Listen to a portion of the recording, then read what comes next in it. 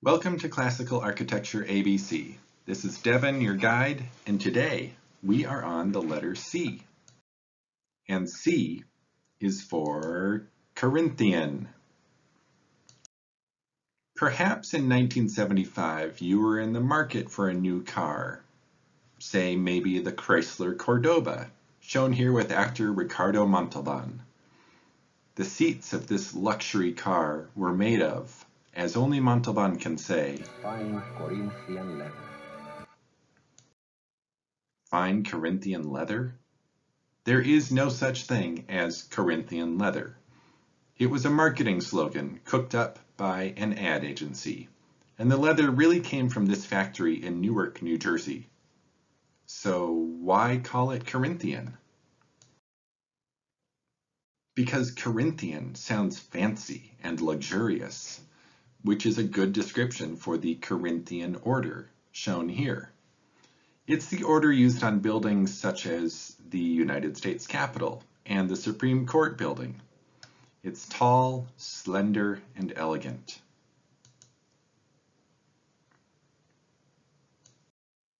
One of the earliest known examples of the Corinthian Order is on this little structure in Athens, Greece. It's known as the Corinthian Monument of Lissa. Remember that because we'll come back to it. This drawing shows a typical Corinthian capital, and you can see that it's all based on vegetation, as if the capital is growing up and out of the column shaft. It has acanthus leaves at the base, curling volutes, and a flower bud or fleuron at the top. Here's an ancient Corinthian capital, and although it's carved in stone, the leaves, buds, and flowers still feel natural. And now, let's go hunting for Corinthian capitals. This fraternity house has an impressive portico supported by 4 towering Corinthian columns. Here's a detail of one of the Corinthian capitals, and you can see how ornate and elaborate the details are. But not all Corinthian capitals are alike. Here's a variation on what we just saw, in a simpler, more refined style. It still has the acanthus leaves, but just one row, and the rest of the capital consists of elongated palm fronds, without all the extra details. And yet, the capitals still convey the elegance for which the Corinthian order is known.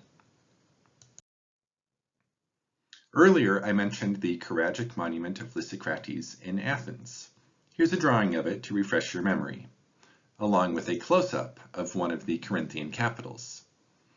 Built in 334 BC, it stands 33 feet tall and was built to commemorate winning first prize in a choral competition.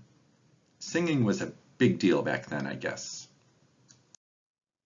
Now, some of you are probably thinking, wow, I would love to see the Corinthian Monument of Lissa, but I can't travel to Athens. Well, rest assured, you can see it right here in Burlington, or at least a version of it on the roof of the First Congregational Church. This Greek Revival style church was built in 1842 and designed by architect Henry Searle. The bell tower, modeled on the Corinthian Monument of Lissa, was added in 1845. Here's how it looks today. The biggest difference between this and the original in Athens is that the spaces between the columns are open, allowing it to serve as a bell tower. So, no need to go to Athens after all. Just head to the intersection of Cherry Street and South Winooski Avenue and look up. So, there you have it. C is for Corinthian. Until next time, get outside, go for a walk, and keep your head up.